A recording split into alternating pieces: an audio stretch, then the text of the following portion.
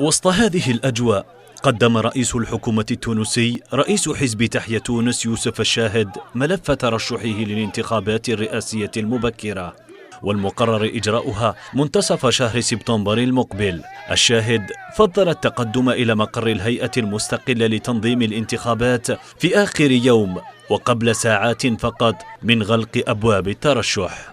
هي أهم كل شيء هي مسؤولية، هذه أكبر مسؤولية في البلاد، وأنا نعرف شنو هي المسؤولية وأنا متحمل المسؤولية منذ 3 سنوات.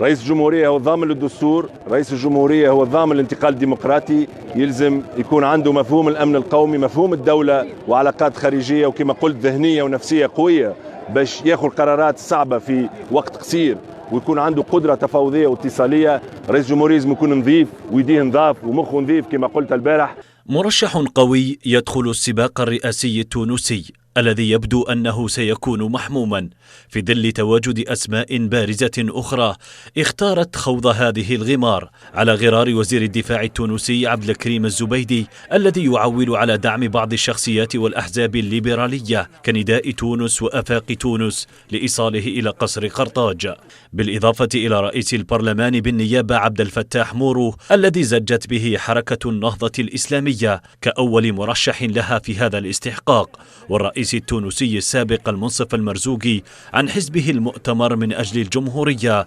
وغيرهم من السياسيين.